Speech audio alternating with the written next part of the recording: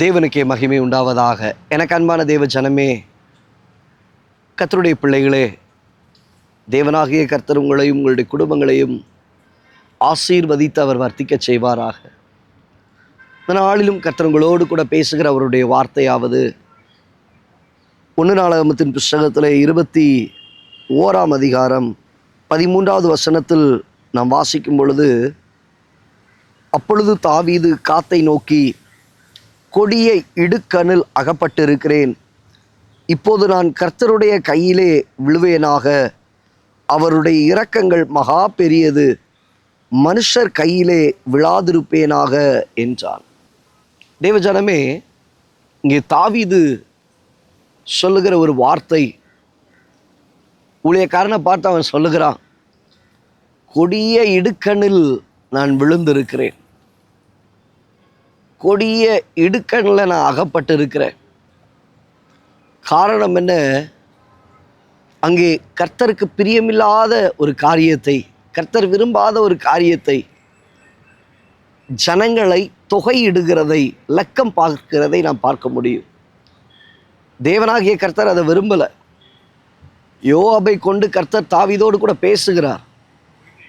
ஆனாலும் அவன் அதற்கு செவி சாயாதபடிக்கு அவனுடைய காலங்கள் கடந்து போகிறது. அங்கே கர்த்தருக்கு எதிரிட்டு அவன் செய்தபடியினாலே அங்கே கர்த்தருடைய மனுஷனிடத்திலே கர்த்தர் பேசுகிறார். கர்த்தருடைய மனுஷனை கொண்டு கர்த்தர் அங்கே தம்முடைய வார்த்தைகளை வெளிப்படுத்துகிறார்.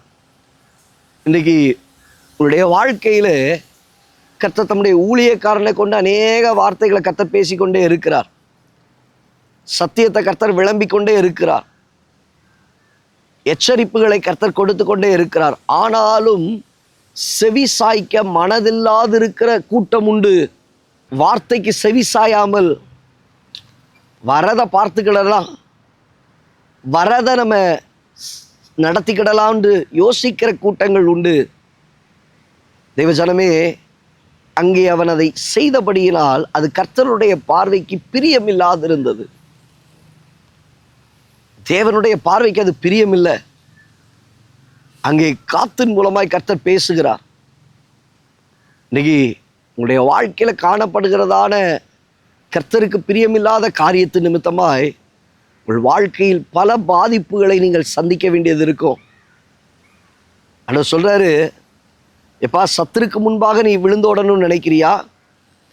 பஞ்சம் வந்து சாகணும்னு நினைக்கிறியா? இல்லை கொள்ளை நோயினால் வாதிடப்படணும்னு நினைக்கிறியா?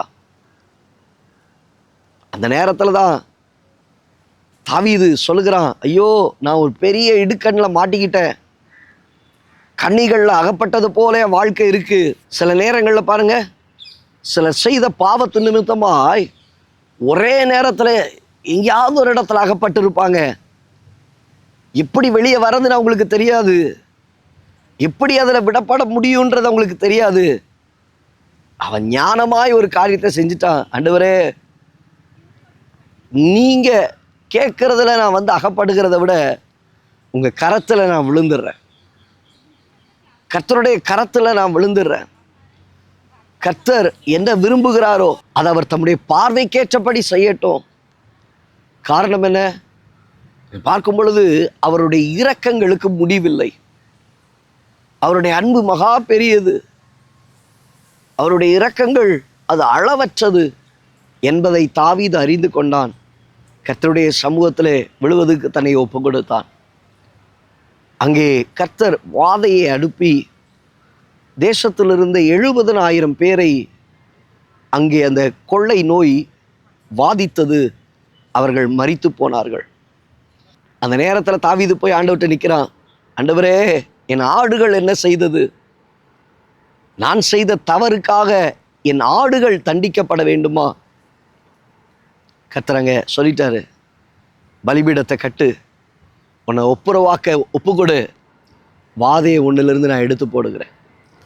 தேவ பிள்ளையே, உங்கள் வாழ்க்கையில் நீங்கள் செய்கிற தவறு நிமித்தமாய், கர்த்தருக்கு பிரியமில்லாத காரியத்தை நிமித்தமாய் வாதிக்கப்பட போகிறது நீங்கள் இல்லைங்க, உங்களை சார்ந்த உங்கள் குடும்பம். நீங்கள் இல்லை, உங்களை சார்ந்து இருக்கிற ஜனம். ஆண்டவர் சொல்லுகிறார், வாதையை எடுத்து போடுகிறதுக்கு நீ உன்னை ஒப்புரவாக்கிக்கொள். என் சமூகத்தில் வந்துரு, உன்னை ஒப்பு கொடுத்துரு, உன்னை பரிசுத்தமாக்க விட்டு கொடு, பலிபீடத்தை கட்டு, கர்த்தருடைய சமூகத்தில் அர்ப்பணி.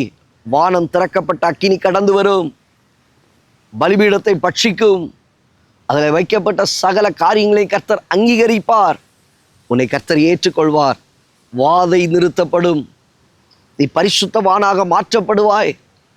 ஆவியினால் நீ சுத்திகரிக்கப்படுவாய். விடுதலையை கர்த்தர் கொடுப்பார். தேவஜனமே, இந்த கர்த்தருடைய சமூகத்தில் விழுந்துருங்க, கர்த்தருடைய சமூகத்தில் ஒப்பு கொடுத்துருங்க. கர்த்தர் உங்களை கைவிடாதபடிக்கு நடத்துவார். கிருபையாய் கர்த்தர் உங்களை பார்த்து கொள்வார். அவருடைய இரக்கங்கள் மகா பெரியது, அவருடைய அன்பு மகா பெரியது.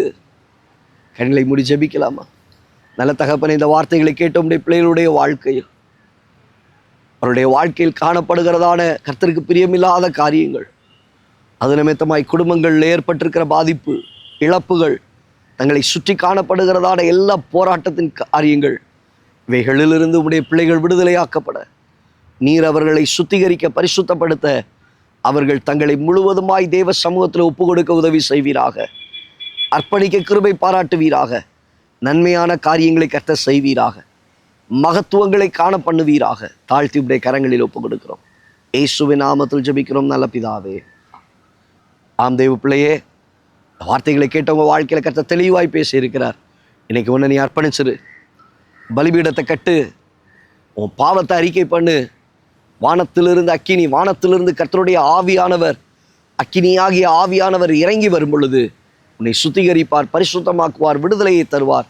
உன்னை அவருக்கு ஏற்ற பிரகாரமாய் சொல்லிருங்க, ஆண்டவரே, நான் சூஸ் பண்ணுறதில்ல, உங்கள் கரங்களில் நான் விழுந்துடுறேன், உங்ககிட்ட நான் என்ன ஒப்பு கொடுக்குறேன். கர்த்தர் பொறுப்பெடுத்து உங்களை நடத்துவார். கர்த்தர் உங்களோடு கூட இருப்பார். கர்த்தர் உங்களை ஆசீர்வதிப்பார். அவர் கைவிடுவதில்லை. God bless you. God bless you. God bless you.